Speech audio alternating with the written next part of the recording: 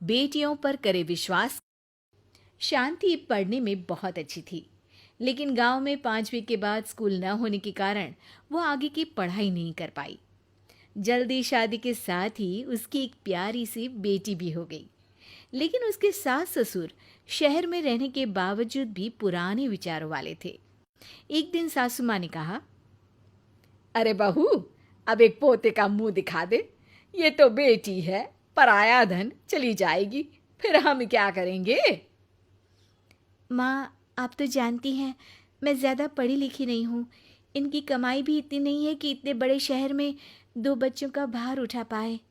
अरे बेटा, बच्चे तो ऊपर वाले की देन होते हैं और अपनी किस्मत से पल जाते हैं। अरे एक बेटी है, क्या करेगी? शादी करके चली जाएगी, फिर तू और मोहन घर पर अकेले हो जाओगे। तभी वहां मोहन आ जाता है। अच्छा तो है पापा, ये अपने घर में खुश, मैं और शांति यहाँ आराम से रहेंगे। पूरी जिंदगी भागा दौड़ी में निकल गई, बुढ़ापे में तो शांति से रहेंगे कम से कम। शांति मोहन की बात सुनकर मुस्कुराती है और अंदर चली जाती है। तभी वहां उनकी बेटी पूर्वी आ जाती है। माँ माँ देखो, मुझे ट्रॉफी मिली है। इस साल भी मैं पूरे स्कूल में अव्वल आई हूँ। अरे वाह मेरी बिटिया रानी, ये तो कमाल है। कैसे हुआ? कहाँ पढ़ रही है ट्यूशन मेरा बच्चा? तभी वहां शांति आ जाती है। जी वो पड़ोस में रीना भाभी है ना, वही पढ़ाती हैं। चल पूर्वी, जल्दी अंदर आ, काम है तुझसे। माँ, तुमने सबके सामने झूठ क्यों बोला? मुझे तो सिर्फ आप ही पढ़ाती हो। अरे हर महीने पापा से जो 500 रुपये तेरे ट्यूशन फीस के नाम लेती हूँ, वो कैसे मिलेंगे?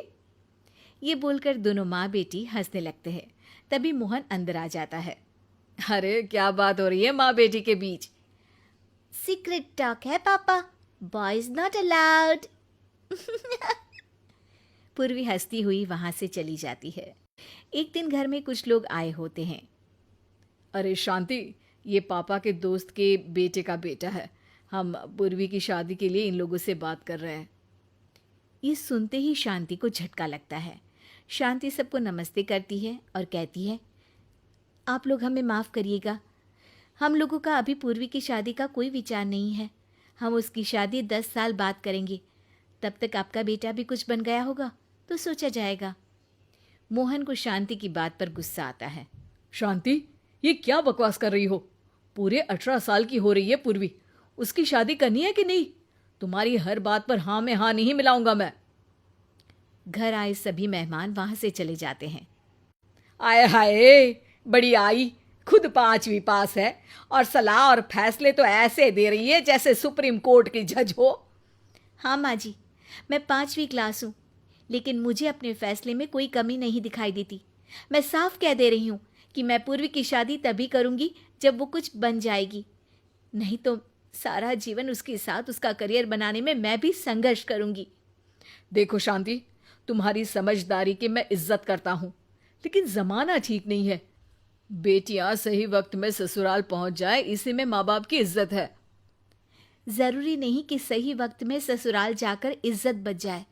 क्या गारंटी है कि ससुराल ठीक ही होगा?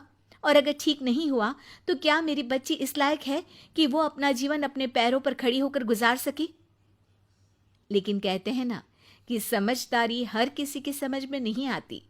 अपने माता पिता के कहने पर मोहन शांति और पूर्वी को घर से निकाल देता है। लेकिन क्या शांति अकेले जीवन बसर कर पाएगी, या फिर पूर्वी की शादी उसका एकमात्र रास्ता बचेगा? देखिए बेटियों पर करे विश्वास के अगले एपिसोड में।